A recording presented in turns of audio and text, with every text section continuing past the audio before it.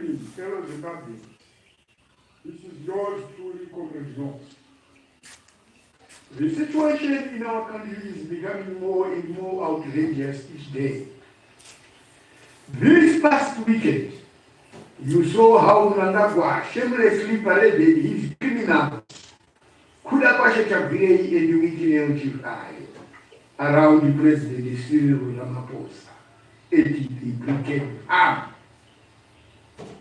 You also saw how Mnangagwa and his thieves have tried to lie about the meeting to give a false impression of success to their evil intention, to mutilate the Constitution in order to prolong their stay in power and steal more from you.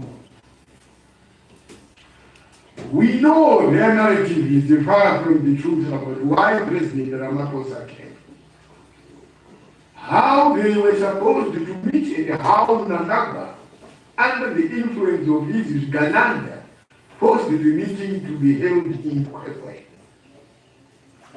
No amount of propaganda can defeat the wave of change coming to Zimbabwe. What I can only assure you, fellow Zimbabweans, is that things are getting juicy. And to President Ramaphosa, Your Excellency, I am sure you now know the profiles of the people who were forced on you in Kwekwe at the weekend. Mr. President, these people's conduct has the potential of soiling your image and cost your presidency. I implore you to research more about this man.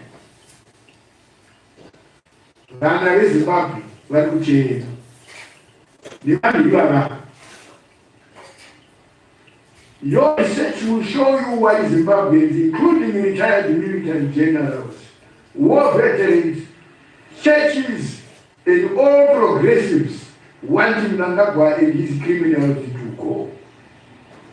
For your own information, one of them, Chivero, the Humpty Dumpty, who is always around Mnangagwa, and as if he is his wife, his ritual sexual partner, is under probe by your financial intelligence center over corruption involving 1.1 billion rands.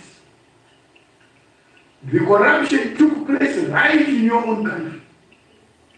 Just last week, a South African court also closed his assets and bank accounts. But Chagirei is the biggest and the most ruthless thief Zimbabwe has ever witnessed. His criminal activities have weighed on Zimbabweans for over a decade. And he is one of the people Mnangagwa loves most. Mr. President, an understanding of these criminals will inform you why Mnangagwa is so determined to mutilate the Constitution through Constitutional Amendment Bill 3 of 2026. Mnangagwa's desire to continue looting Zimbabwe is now a national security threat, with the potential of destabilizing the whole southern region, including your country. Mr. President, and to my fellow Zimbabweans, I want you to understand that Mnangagwa is pushing these evil constitutional amendments because of two main reasons. One, to protect their loot and avoid going to jail. Two, to continue looting as most of their corrupt contracts are ending in 2030. There is nothing developmental about this agenda. It is just protection and fortification of. They want to remain in power for the rest of their lives, to hide all the crimes they committed on the Zimbabwean people. For you to understand what I mean today, I will take you through how Mnangagwa, Chagwirei, and their associates have been milking our country dry. In one transaction, they have stolen 3.6 billion United States dollars through treasury bills since Mnangagwa became president. It is very important that all of you clearly understand this reality in order to appreciate what drives their desperate attempts to mutilate our constitution. Fellow Zimbabweans, today I will give you evidence on how these billions of dollars of our taxpayers' funds have been stolen by Chagwirei, Mnangagwa, and their associates. They stole the money through command agriculture, Kurimba mining house, and the Mtapa sovereign fund. There are many more financial crimes they have committed, and all these crimes feature Mnangagwa and the Chagwirei as chief culprits. This is the background to the corruption. And listen very carefully. Sometime in 2013-2014, the military, led by V.P. Chwega, Perezishiri, and the other generals, may their souls rest in peace, did a situational analysis of the economic situation in the country. They also assessed the popularity of Mnangagwa, who was then VP, and next in line to succeed President Mugabe. They wanted to assess his electability. They concluded that Mnangagwa was not popular with the people and needed strong support, underpinned by a people-centered uplifting program. This was the reason why the military generals developed the command agriculture. The scheme was designed to provide seed, fuel, farm equipment, and other vital inputs to farmers in order to solve the food security crisis in the country and turn around the economy. Command mining was lined up as the next phase of this transformative program. It was aimed to foster responsible extraction of our God-given resources for the benefit of our people and the smooth functioning of our government. The generals then presented this idea in the program to Mnangagwa, the then VP. They convinced him to present it to President Mugabe as an economic blueprint that would transform the agriculture and mining sectors of our country and underpin economic transformation. Mnangagwa, with the help of General Chwega,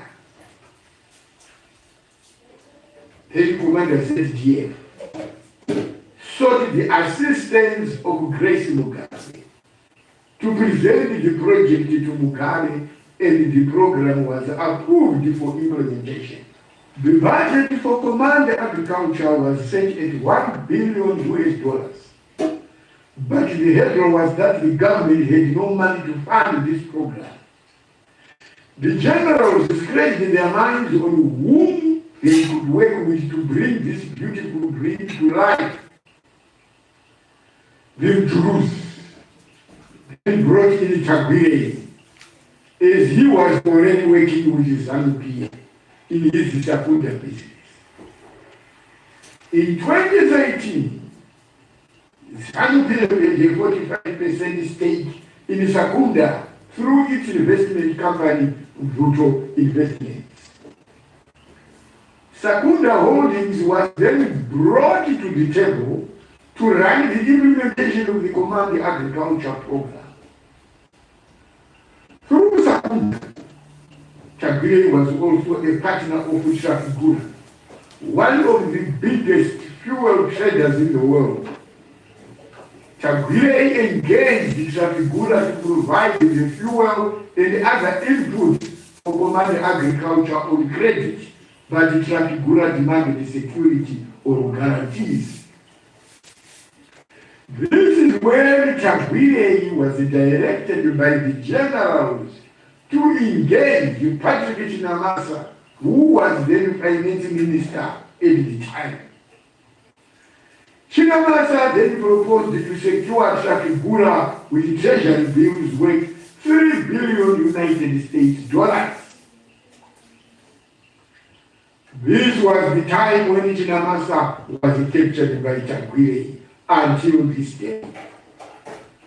Thereafter, Chinamasa became the beneficiary of Chagre's benevolence. Chinamasa ended the Crocodile Motel in Sape, courtesy of Chagre.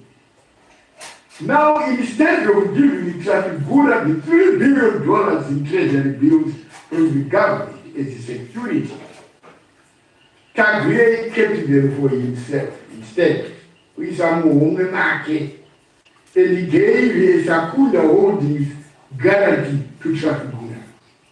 Papa is saying, Chagre then engaged banks in the country and started illegally discounting these treasury bills on the black market.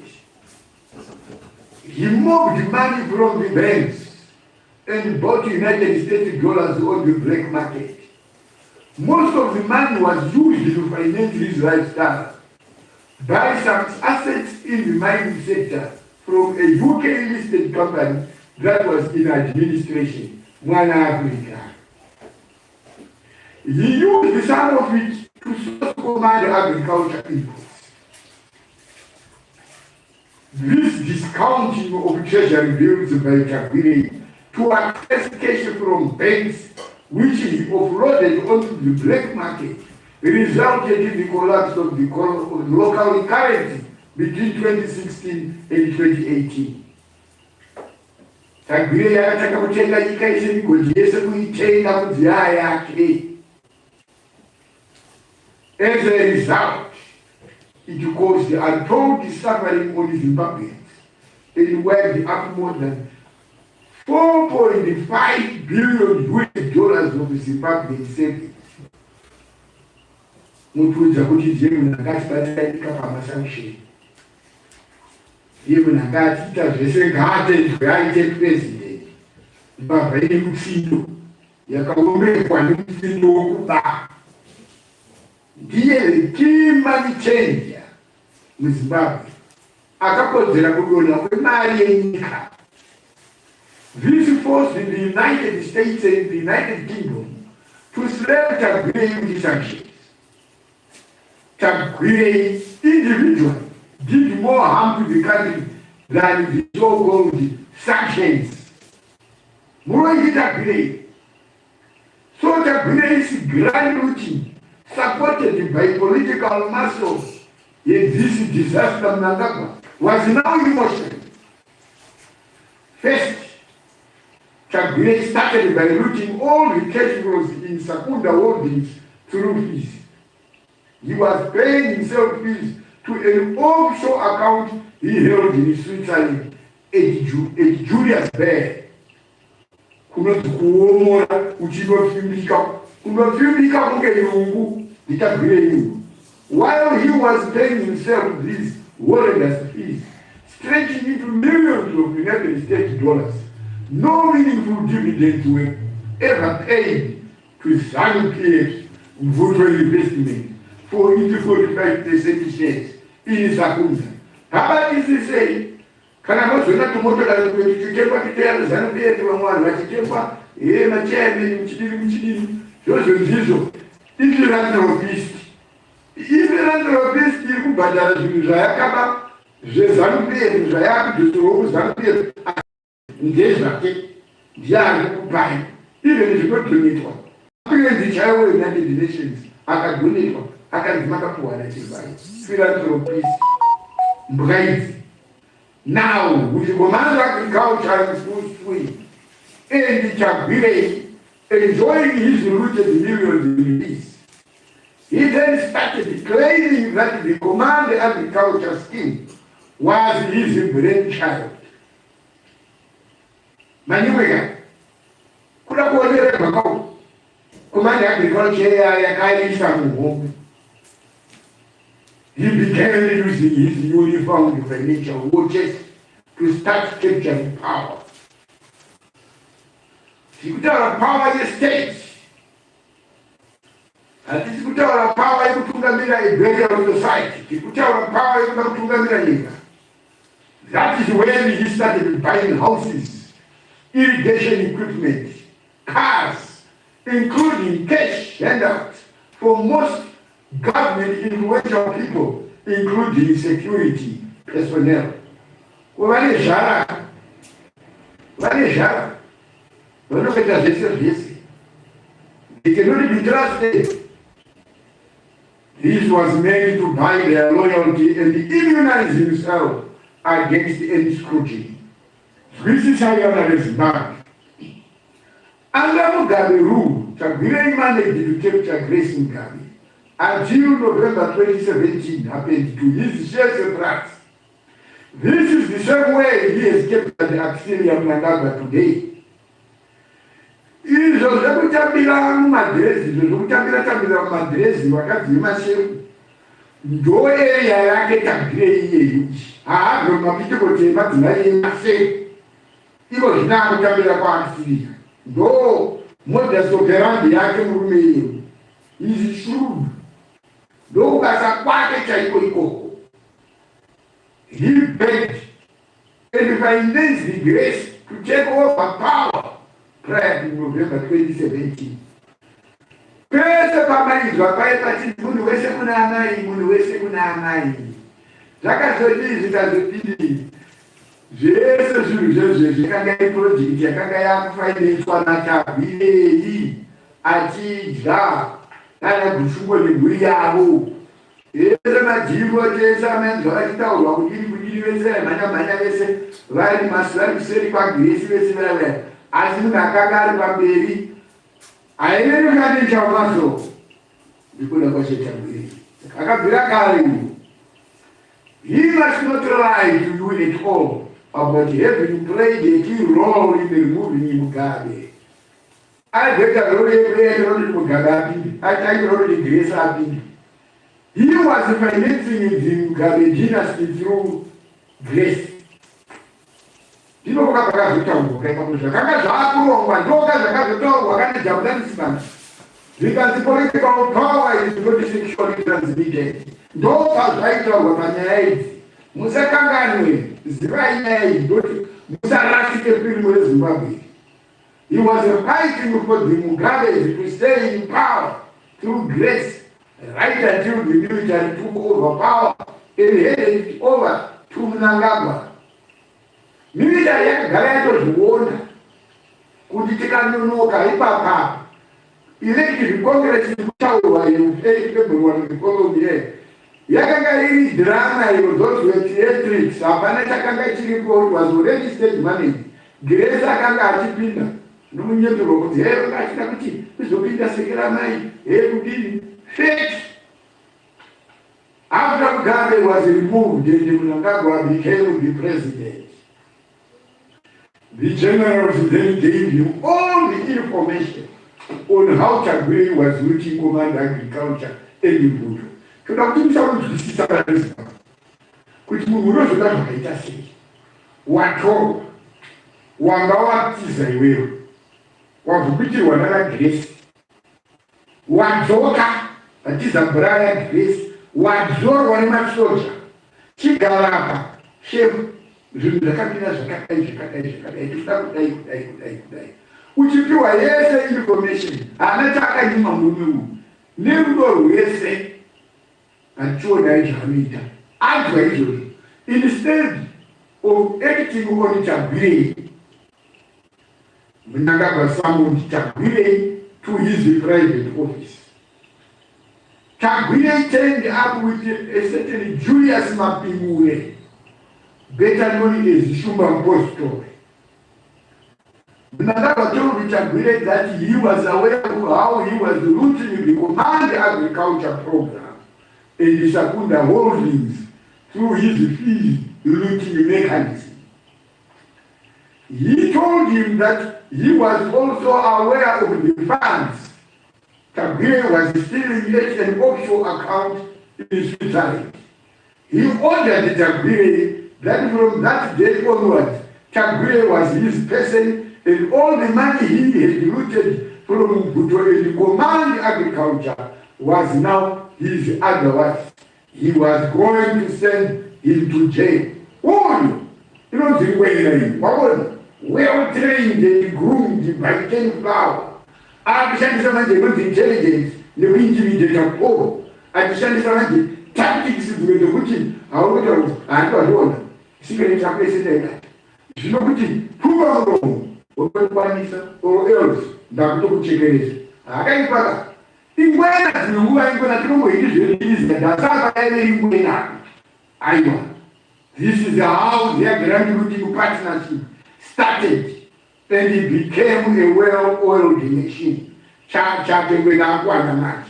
I got a different match. The people you out of jail. Come you are book and bless your I don't want to say the church, Trabablas. Nanga ordered Chagwire not to involve anyone else in this new relationship. They now had under the Command Agriculture deals. The whole project has been hijacked. That is when Chagwire was cutting from the generals and he became Munanga was the personal property. Muruba disease. In the meantime, General Chivero, Peredishi, and the other generals started the probing and the pushing for investigation into the Command Agriculture Production by Chagwire. And wanted him held accountable. If I could go back to home, I would go to if I Murmura Corora, Murmura Sis of Kelly, Timanani, go there, go there, go there, Muri, General, which went on so you. Who's Tawili? Wakati wanakubishana nazo. Anataka Zimaya boy. Anamwambia soka. Chagwire ready to Munanga for protection against Chivero and others. Munanga was then brought in Muturi and George Guamatanga in the Ministry of Finance, as well as his own son to deputize Muturi, to work with Chagwire, to manage, sustain, and hide this Command Agriculture fraud. Murugaon, Ahayashino, my financial racketeers, my command, and then I'm putting you in a Ramadan. Longer is Romancy, the so-called financial buccaneers, longer than the Ministry of Finance, Kilega won. Chagwire then started working with me to in Ramadan. And more team members were added, including Obenchimuk, John Mamucha, Larry Joseph, and Zimbabweans member. When we come to like money, when it must have come back my soul. And then John Mamucha, and so is good in qualities. The team worked together to find a way to hide the looted $1 billion from Command Agriculture. Now enter Kubimba mining house. She drew the gate, which was started as a sorting, and in between was called the Landela mining. All sorts of names. The government, through the Ministry of Finance, was then given a 65% shareholding in exchange for non-payment of the $1 billion stolen under Command Agriculture. Question: But what was Kulimba Mining House? Chimorishi, Bimukai, even to Kulimba Mining House. This was an amalgamation of defunct mines under government through ZMDC. Bimukai Mara, Inima Kambena Kawanda, Akapara Urumende, and Jeniswa Jeniswa. That didn't go to the in the Imara DOUs. Tagre stole his mines from the government without paying any cents. Kulimba also brought in a few other mines which were owned by Nana Africa, which Tagre area on board using the looted funds from Command Agriculture. Yaya investment. As we speak today, fellow Zimbabweans, the country still doesn't know. This country still doesn't know how and what Chambere paid ZMDC to get those mines, the likes of Sandawana, Jena, and Homestead, including great giant investments, which was a great gift from the Zimbabwean state forces. All this looting of government assets happened because Mnangagwa and the gatekeepers in the Ministry of Finance, the Ministry of Finance team, led by Tulimule and George Guamatanga, shielded Chambere from prosecution. Tuli and Guamatanga colluded in covering Chambere's fraudulent transactions. So it is clear to you fellow Zimbabweans that the acquisition of the first 65% by the government in Kulimba through the Ministry of Finance at an undisclosed price was fraudulent. This was designed to hide a $1 billion US Command Agriculture fraud that Chambere committed. Mnangagwa and the Ministry of Finance officials know this. They are supposed to be serving the people, not protecting and concealing fraudulent activities around public funds.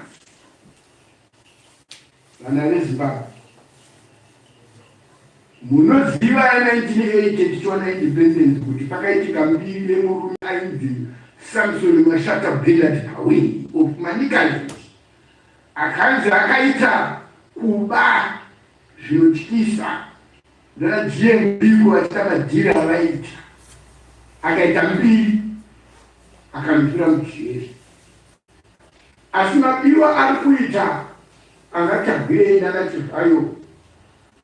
He is no way anotori a saint amongst the Bible.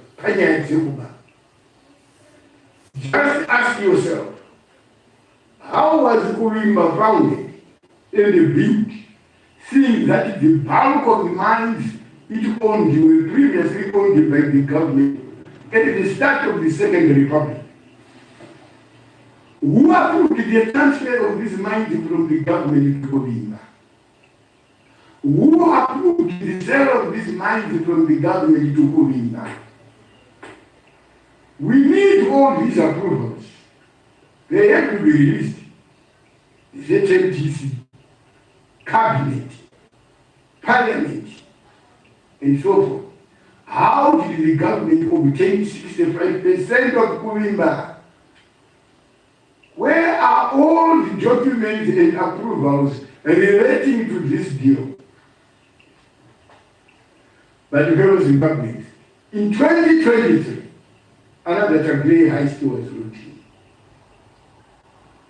This was engineered around the 35% shareholding that Chambere had kept in Kulimba after transferring 65% to the government of Zimbabwe.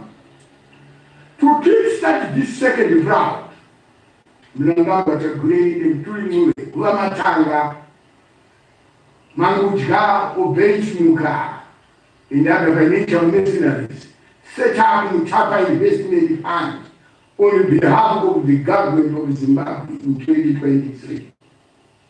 Even before a board or a CEO were in place, the Mutapa Investment Fund had already secured a massive loan of just over $1.1 billion.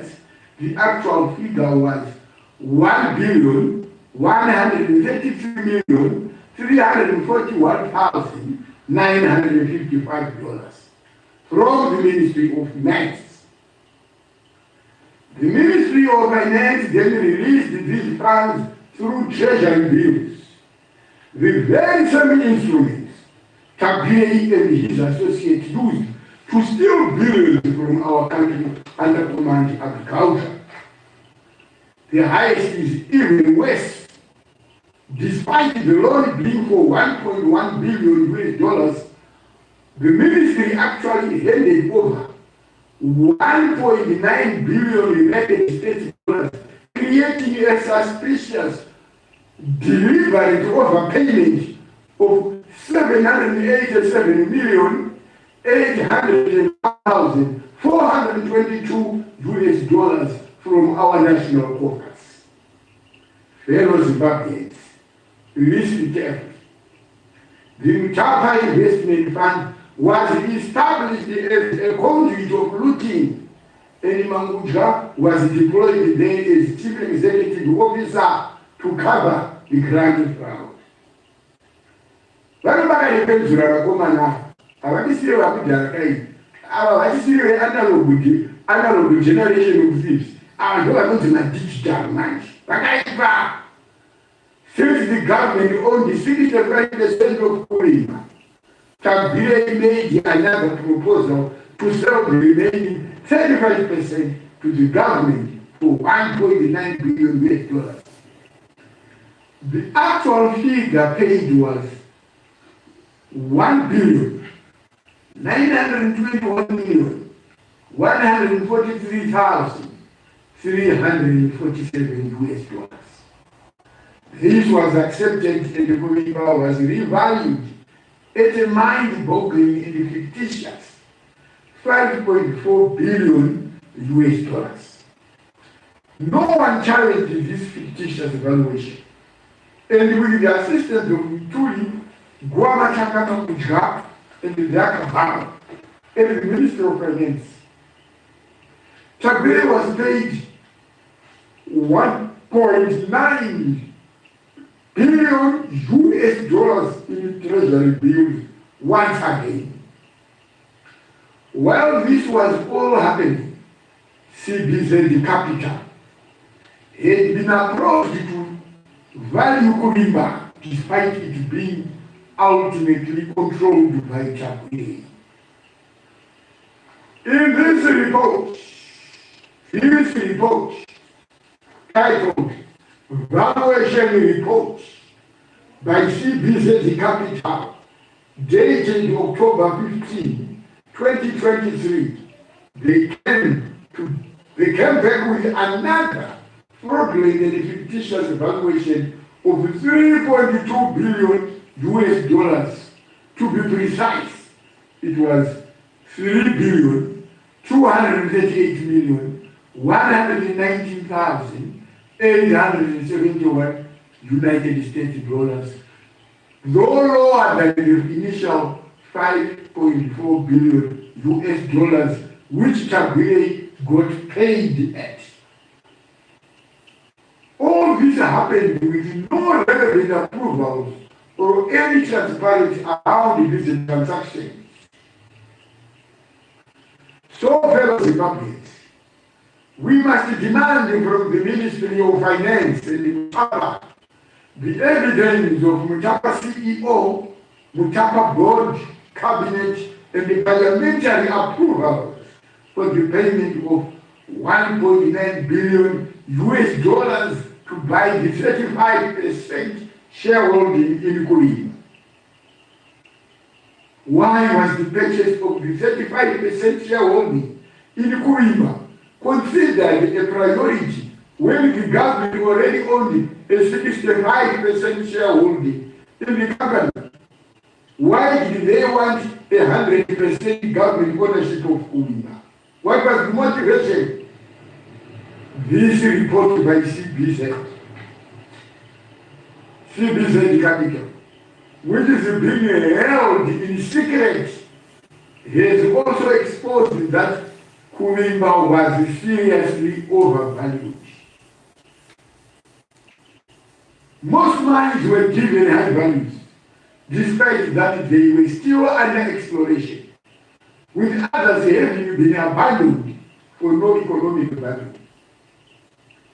So overvaluing Kuwimba made sense in that the government was to be enticed to buy and overvalue the entity.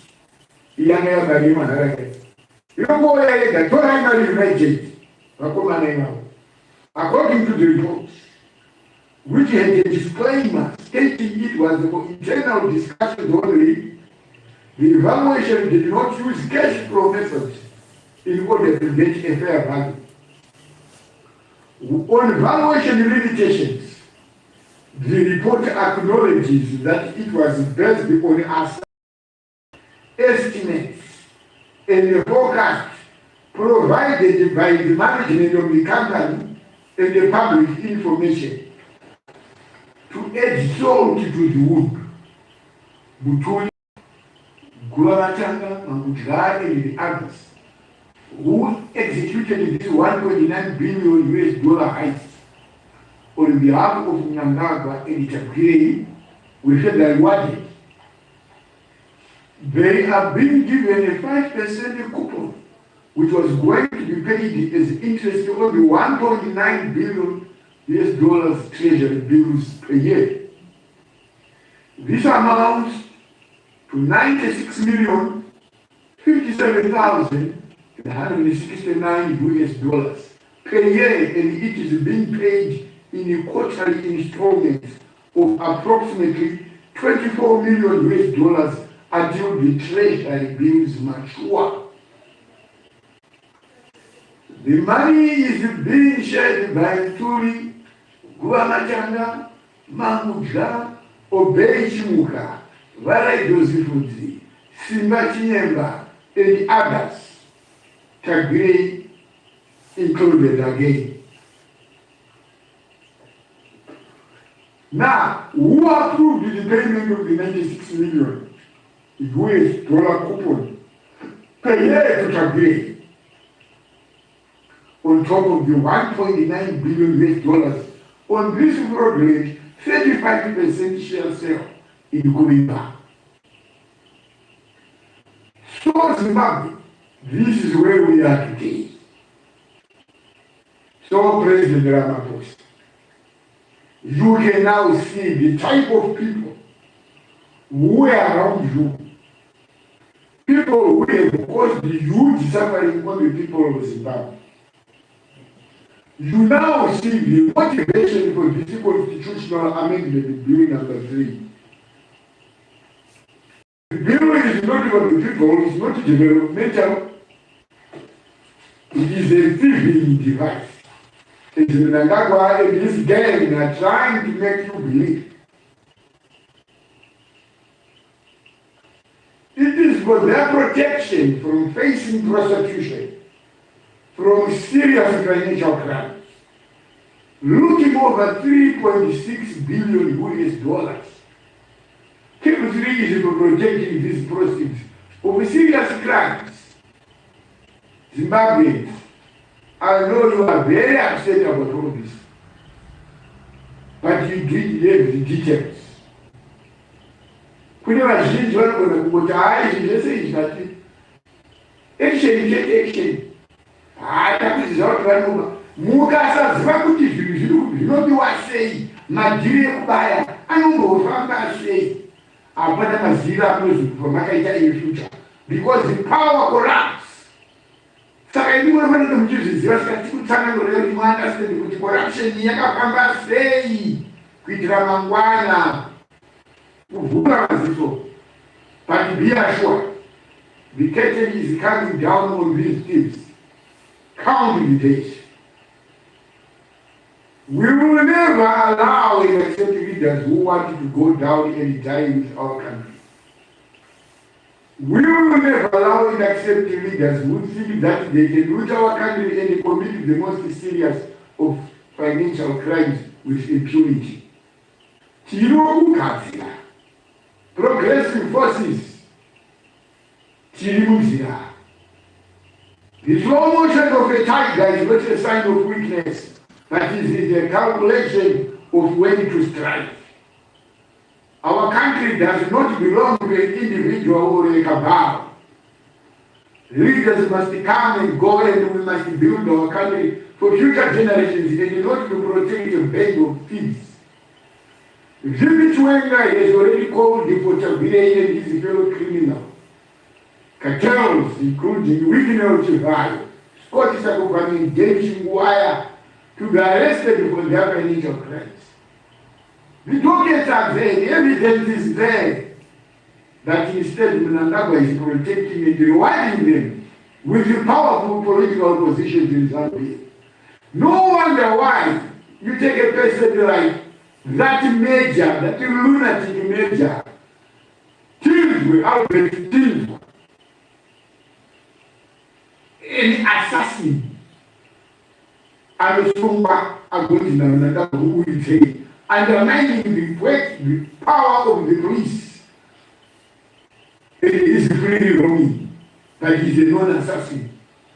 As Mboko Manamuti and Muchita who's never supervised the police station. I is abuse of power in AOE. Was you not about America? Military generals, led by General Chivero, Valerio Spanda, Sanatres, County, S.B. Moyo, Perevishi, and others who sacrificed their lives for Zimbabwe and for Mnangagwa to be president. But he has already paid the sum with death. And the kids only plotting to kill those still alive. This level of ingratitude has never been seen anywhere in this world.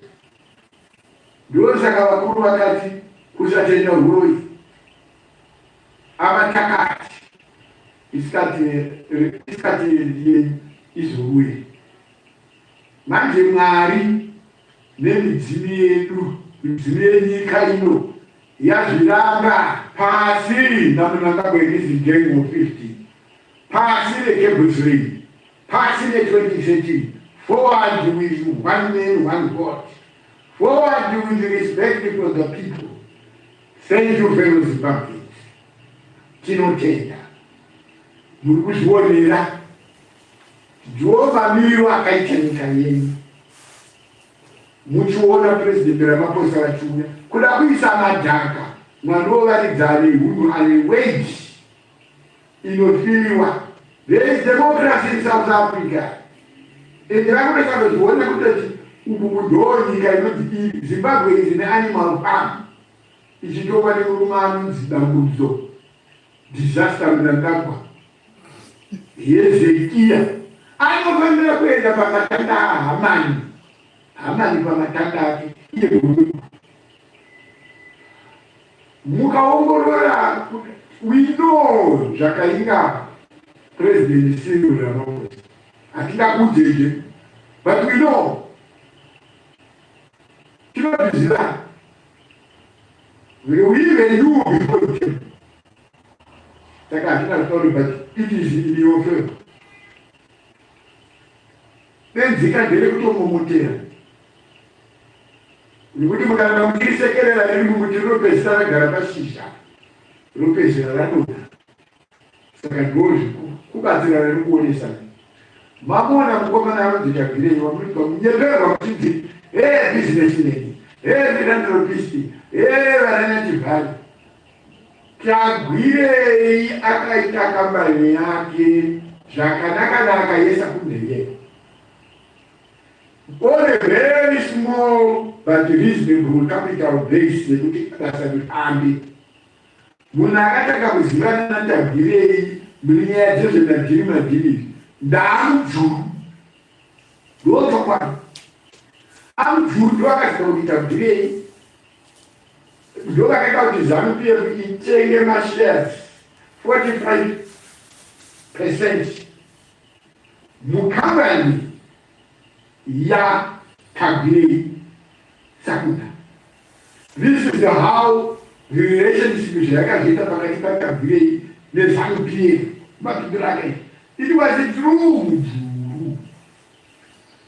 Then ane general waona vamwe kuti zvikafambisei tikawane ani munhu angaite fund this project. This is where Juru recommended kuti aiwa musanetengani letwe inoungana kuTagirei tagara tikushanda naye kudhara. This is when Tagirei akabva aitwa co-opted kuti pachiitwa cooperation manje neZANU-PF. Saka ndikamusana pemari dzaidiwa Tagirei akaita connection yake yecompany international company inonzi Trafigura. Saka this big company inodhina nezvefuel zvakawanda. It's an international conglomerate. Saka zvakazoitika ndezvekuti Tagirei manje akanga ane a lot of leverage on his side.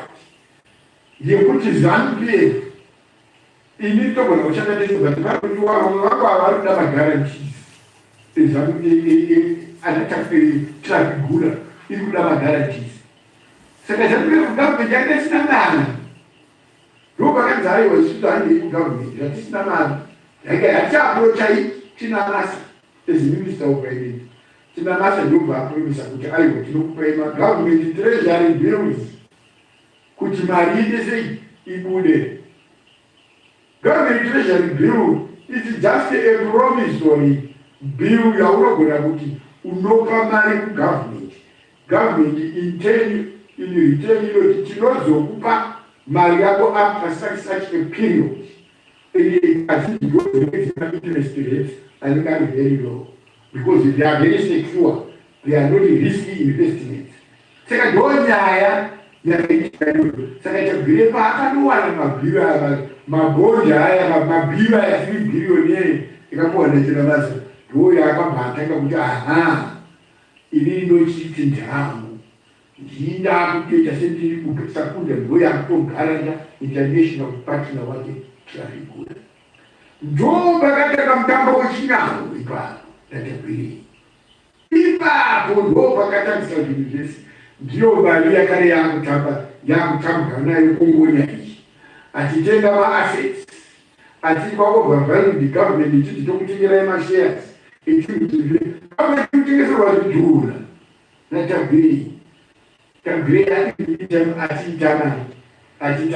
Saka uyoyo audzwa nevakomana kuti cheshere kumaule zvikamira zvakadai zvakadai makaro tiba ndingweno ingwena ikuda kutomedza nematumbu ikati vamwe vese chisiya ndai atidirekeka uokazaipewo ndinokuita sei ndinokuvharira ndo pakabva pabvira ushamwari nani nangwena ufanira kubvisa zvinhu zvakabvira ushamwari nangwena ukuti aiwa hatitojaina but musakangane kuti akanga atogotanga Tagirei achida sei akutanga naGesi achivainidza G40 achitoda kuti munhu wese kuna amai yanga iri mari yaTagirei.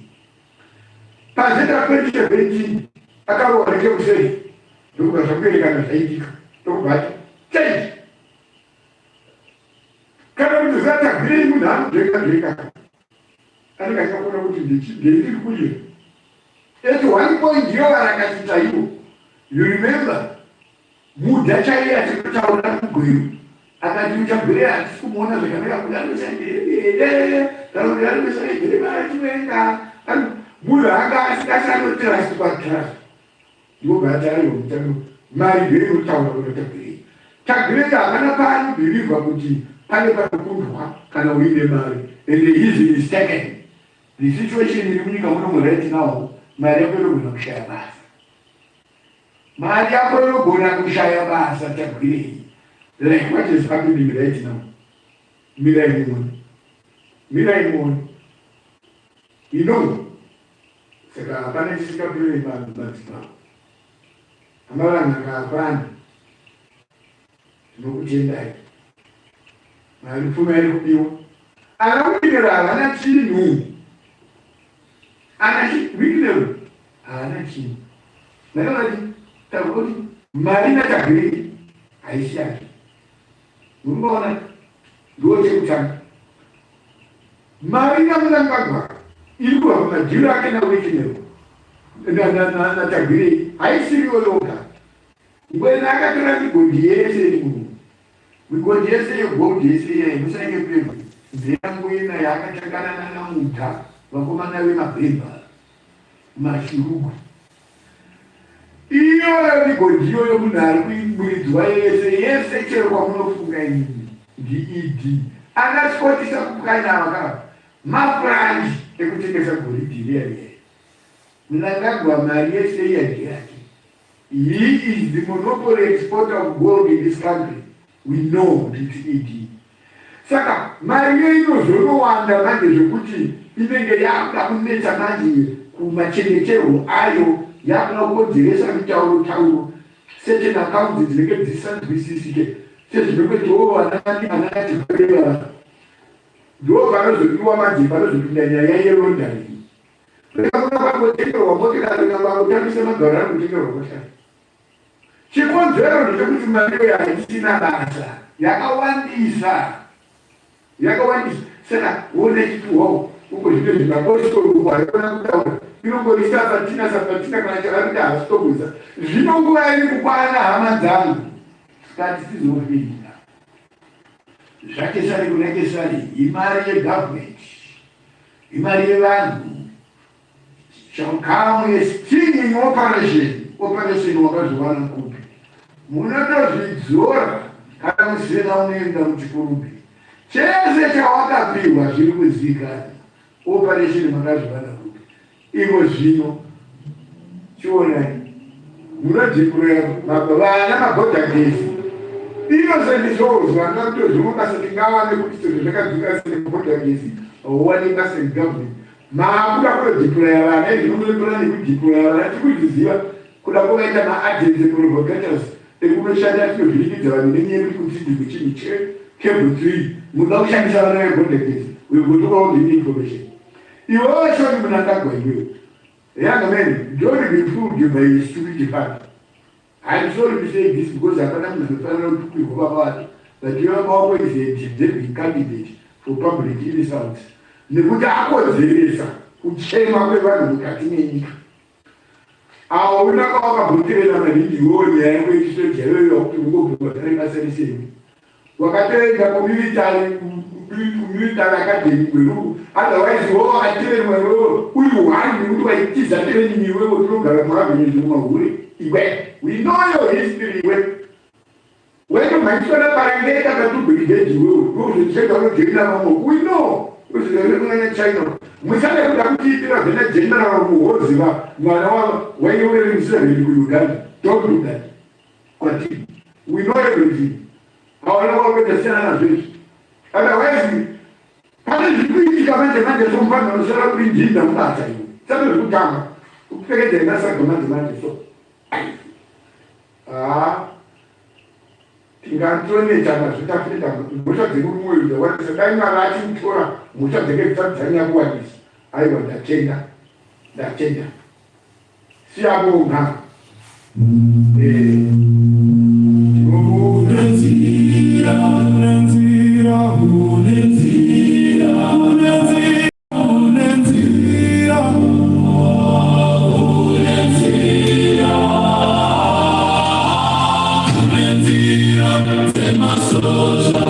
Così, così va